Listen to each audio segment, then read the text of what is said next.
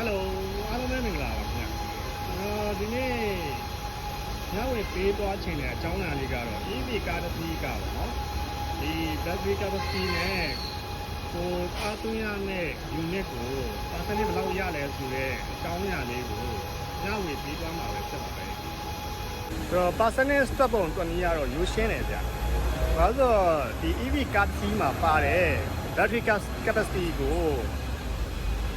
ဒီပေါ့နော် 100% ပေါ့နော်ရာခိုင်နှုန်း100ရာခိုင်နှုန်းနဲ့အချိုးချလိုက်တဲ့ခါကျလို့ရှိရင်1 unit မှာပေါ့နော် battery ထဲမှာပါတဲ့ capacity 1 unit ကိုဘယ်လောက် percent နဲ့ရလဲဆိုတာကိုပေါ့နော်ပြန်ပြီးတော့တွက်လို့ရတော့တာပေါ့နော်ဆိုတော့ကိုယ့်ကားတစ်စီးမှာဘယ်လောက် capacity ပါလဲဆိုတာကားမျိုးစားပေါ်မူတည်ပြီးတော့ capacity ကွာခြားမှုတွေရှိပါတယ်ဒီ capacity ကွာခြားမှုအလိုက်ပေါ့နော်တွင်းရတဲ့ percentage တွေကလည်းကွဲပြားခြားနားမှုရှိပါတယ်ဥပမာဆိုလို့ရှိရင်ဗျာကျွန်တော်ဒီကားလေးဆိုလို့ရှိရင်ဒီကားလေးဆိုလို့ရှိရင်ပေါ့နော်battery capacity 68.8 လောက်ပါတယ်ဗျာ69ပဲထားပါတော့သူကကြတော့68.8 69လောက်ရှိတဲ့ capacity ကို 100% အားသွင်းမယ်ဆိုလို့ရှိရင်တော့အနည်းဆုံးတနိုင်ကနေတနိုင်နဲ့15မိနစ်တနိုင်ခွဲလောက်ထိတော့ကြာတာပေါ့ 100% ပြည့်ဖို့ဆိုလို့ရှိရင်ပါဆိုလို့ရှိရင်ဗျာကျွန်တော်ကားလေးပေါ့နော်ကျွန်တော်ကားလေးကို60% ကနေunit ကိုတွက်ပြီးသွင်းလိုက်တာပေါ့နော်ကျွန်တော်တွက်ကြည့်လိုက်တော့ဒီ14 to 15% unit ဆိုလို့ရှိရင် sorry 15 unit လောက်ဆိုလို့ရှိရင်ကျွန်တော်ဟာ80ကျော်မယ်ဆိုတော့တွက်ထားပြီးရဆိုတော့ကျွန်တော်တွက်ရလဲလွယ်အောင်လို့ပတ်စံတွက်ရလဲလွယ်အောင် cost ကိုလည်းတွက်ရလွယ်အောင်ဆိုပြီးတော့ကျွန်တော်ကတော့ဒီ14 unit ကိုကျွန်တော်တွက်လိုက်တယ်ဗျာတတ်မှတ်ပြီးတော့ပေါ့နော်14 unit တွက်လိုက်တော့ကျွန်တော်82ရောက်သွားကျွန်တော်တွက်ထားတဲ့အပိုင်းပဲပေါ့နော်အဲ့လိုမျိုးလေးတွက်ပြီးတော့သုံးလို့ရှင်းတော့ပို့ပြီးတော့လွယ်ကူစင်ကြည်တာပေါ့ဗျာဆိုတော့ကျွန်တော်တို့ဒီကားပေါ့နော်ကျွန်တော်ဒီကားလေးဆိုလို့ရှိရင် battery capacity 1 unit ကို 1.5% လောက်တက်တယ်ဗျာ10 unit ဆိုလို့ရှိရင်တော့15% လောက်တက်တယ်ဗျာဆိုတော့ကိုအားသွင်းတဲ့နေရာမှာပေါ့နော်ဘယ်လောက် unit လောက်တွင်းလိုက်လို့ဆိုရှင်ဘယ်လောက် percent နဲ့တက်တယ်ဆိုတာကိုဒီလိုတွက်ချက်ထားခြင်းအားဖြင့်ကိုခံမှန်းပြီးတော့ပေါ့နော်ဥပမာဆိုလို့ရှိရင်ကိုက battery percentage ကိုတော့လောက်သုံးထားတဲ့အခါမျိုးဆိုလို့ရှိရင်ဘယ်လောက် unit လောက်ထည့်လိုက်လို့ရှိရင်ဘယ်လောက် percentage ရောက်သွားလဲဆိုတာကိုကြမ်းဖြင်းအားဖြင့်တော့တွက်ချက်လို့တော့ရတာပေါ့ဆိုတော့လို့တွက်ချက်ခြင်းအားဖြင့်battery ကို80% လောက်80% 85ပုံနဲ့90% လောက်ကိုမှန်းပြီးတော့ကိုက unit တွက်ချက်ပြီးတော့အားသွင်းလို့ရတယ်ဆိုတော့အကြောင်းလေးကိုမျှဝေခြင်းတယ်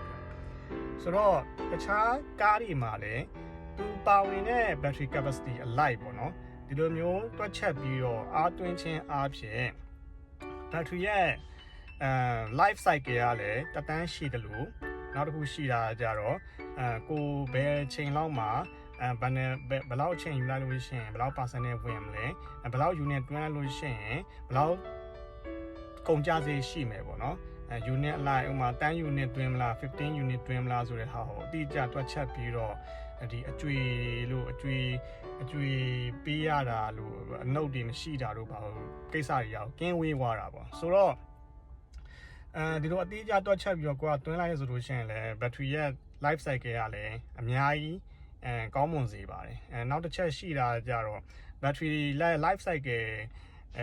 ကောင်းမကောင်းဆိုတာလည်းတခြားအချက်တွေလည်းအများကြီးရှိပါတယ်ဥပမာဆိုလို့ရှိရင် environment temperature တို့welder တို့နောက်တစ်ခုရှိတာကြတော့ကျွန်တော်တို့ဒီ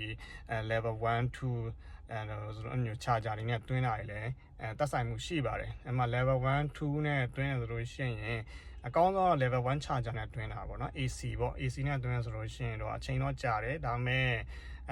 battery ရဲ့ life ကိုတတန်းအပြည့်အဝပေါ့နော်သူသုံးလို့ရတာပေါ့level 2တွေ3တွေကကြတော့လေထုံးစံတိုင်း DC charger ဖြစ်တဲ့အခါကျတော့အမြန်အားသွင်းတယ်fast charger နဲ့အားသွင်းတယ်သွင်းတော့ battery ရဲ့တက်တန်းကိုအနည်းနဲ့အများတော့ထိခိုက်စေတော့မှန်တယ်နောက်တစ်ချက်ရှိတာကြတော့ကျွန်တော်တို့ battery ရဲ့ဒီပေါ့နော် battery cell တွေရဲ့ဒီ balancing လုပ်တဲ့အနေအထားကိုကျွန်တော်တို့တစ်လမှာအနည်းဆုံးဒီ AC နဲ့ AC charger နဲ့4ခါလောက်ဒါမှမဟုတ်ရှင်လည်း2ခါလောက်တွင်းခြင်းအပြင် battery balancing ကိုလုပ်လို့ရပါတယ် battery balancing လုပ်ခြင်းအပြင်ကျွန်တော်တို့ဒီကျွန်တော်တွားနိုင်တဲ့ range ပေါ့နော်ဒီကားတစ်စီးရဲ့ range ကိုထိခိုက်မှုလျော့နည်းစေတာပေါ့ဟိုမှာ battery balancing စီအောက်လာတဲ့အခါမျိုးဆိုလို့ရှိရင်တော့ဥမာ DC နဲ့တွင်းတာများတော့ဖြစ်ပြီး DC နဲ့အများတန်းတွင်းဖြစ်တဲ့ကားတွေဆိုလို့ရှိရင်တနက်တန်ဒီနည်းနည်းတန်ဒီအဲ့လိုမျိုးခါဆိုလို့ရှိရင်တော့ battery balancing အောက်ပြီးတော့ကိုဟိုမူလရတဲ့ဒီကားတစ်စီးရဲ့ငကိုမူလရတဲ့ range ကိုဟိုလျော့နေပြီးတော့လျော့စေတာပေါ့လေဆိုတော့ battery balancing ပြန်လုပ်တဲ့အခါကျလို့ရှိရင်တော့ AC charger နဲ့တွင်းပေးလိုက်ရုံပါပဲအဲ့ခါကျလို့ရှိရင်တစ်ခါနှစ်ခါလောက်တွင်းပေးလိုက်ဆိုလို့ရှိရင်တော့battery balancing okay ွားပြီဆိုလို့ရှိရင်range ကလည်းသူ့ရဲ့